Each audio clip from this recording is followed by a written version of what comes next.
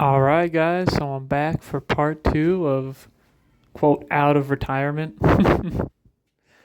Oh, this was a fun event out here at Grand Blanc. This MSBS.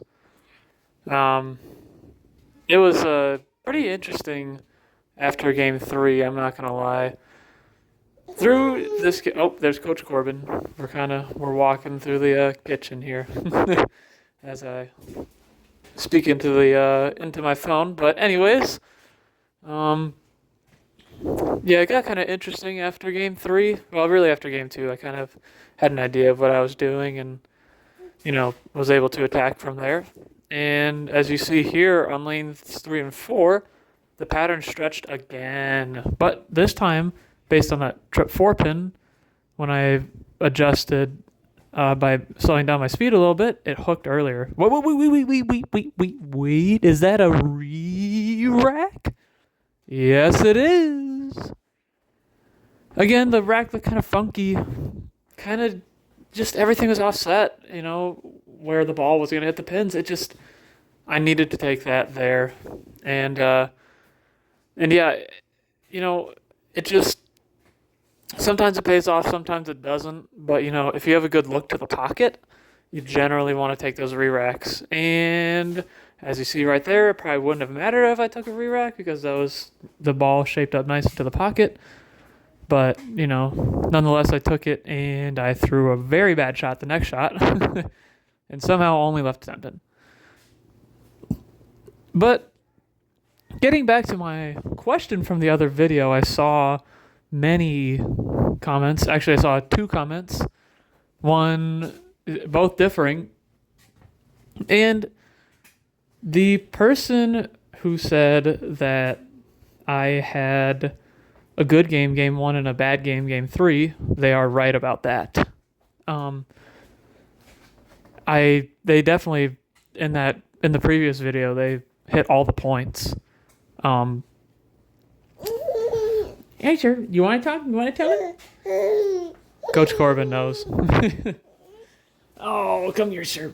All right, but in games 1 through 3, I definitely in games 1 and 3, they were contrasting totally.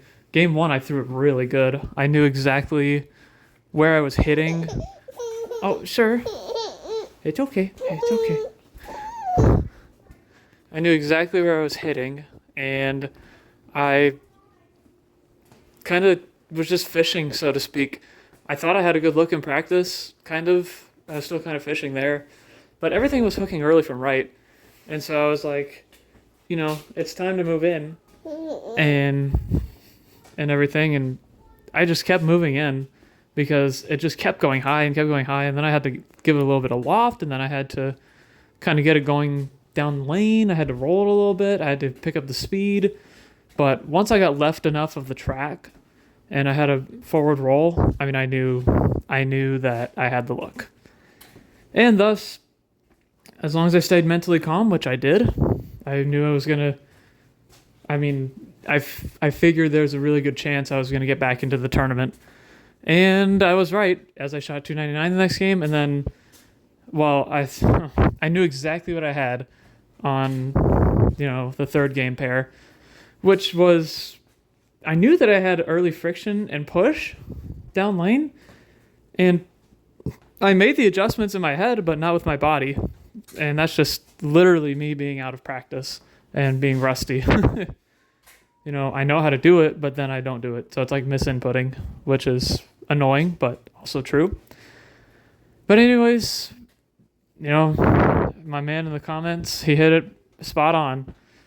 And I know that the other guy who commented kind of said that game 3 was better than game 1, but had I not had game 1, there's no way I would have had game 3. And there's no way I would have had game 4 and 5 here, which were really, really good. Besides the one shot in besides the 6th frame in game 5, the 3rd frame in game 5, and the 8th frame in game 6. Ultimately, that led me to second place after the cut. And yeah, the format now after this is Eliminator. And the first Eliminator round is a 2-game total, with the, quote, wild card having the highest 7-game total. So, right, 5 plus 2 more. And the highest out of that gets to move on, regardless of anybody's score. And so, of course, the Eliminator is, half the field get cut, then half the field get cut, and then it was a 3-person title match based on the numbers.